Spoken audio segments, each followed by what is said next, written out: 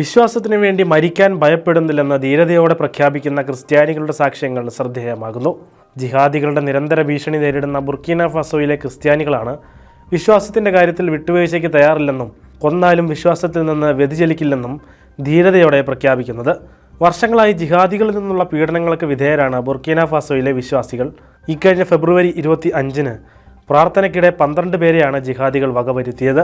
പീഡനങ്ങൾക്കിടയിലും ഇസ്ലാമിനെ ആശ്ലേഷിക്കാനുള്ള തീവ്രവാദികളുടെ ആവശ്യം ക്രിസ്ത്യാനികൾ ധിക്കരിച്ചുവെന്ന് ബിഷപ്പ് ജസ്റ്റിൻ കിയൻഡേഗ പറഞ്ഞു. പലരും തങ്ങൾ ധരിക്കുന്ന കുരിശുകൾ നീക്കം ചെയ്യാനോ മറയ്ക്കാനോ വിസമ്മതിക്കുകയാണ്. ചില സ്ഥലങ്ങളിൽ ക്രിസ്ത്യൻ സ്ത്രീകൾക്ക് പൊതുസ്ഥലങ്ങളിൽ ഇറങ്ങാൻ കഴിയാത്ത സാഹചര്യമുണ്ട്.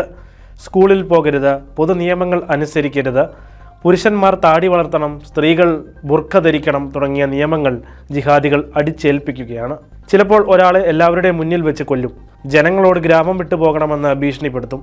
പള്ളിയിൽ പോകാനോ പ്രാർത്ഥിക്കാനോ അനുവാദമില്ല. തൻ്റെ രൂപതയിൽ 2 ദേവാലയങ്ങൾ അടച്ചതായും മറ്റ് 2 ജിഹാദികൾ ഉപരോധം ഏർപ്പെടുത്തിയതായും ബിഷപ്പ് കിയൻഡേഗ പറഞ്ഞു. 30 കത്തോലിക്ക സ്കൂളുകൾ ഉൾപ്പെടെ 200-ലധികം സ്കൂളുകൾ അടച്ചുപൂട്ടാൻ നിർബന്ധിതമായി. തൊഴിൽ രഹിതരായ യുവാക്കളെ തീവ്രവാദി സംഘടനകളിലേക്ക് വാഗ്ദാനങ്ങൾ നൽകി ആകർഷിക്കുകയാണ്. ആരാണ് ഈ ഗ്രൂപ്പുകൾക്ക് പണം നൽകുകയും ആയുധം നൽകുകയും ചെയ്യുന്നത് എന്നതിൻ്റെ വിശദാംശങ്ങൾ വ്യക്തമല്ല. അതേസമയം ഭീകരരുടെ മാനസാന്തരത്തിനായി തങ്ങൾ എല്ലാ ദിവസവും പ്രാർത്ഥിക്കാറുണ്ടെന്നും ഒരു നാൾ ക്രിസ്തു അവരുടെ ഹൃദയങ്ങളെ തൊടുമെന്നും ബിഷപ്പ് കിയൻഡേഗ കൂട്ടിച്ചേർത്തു.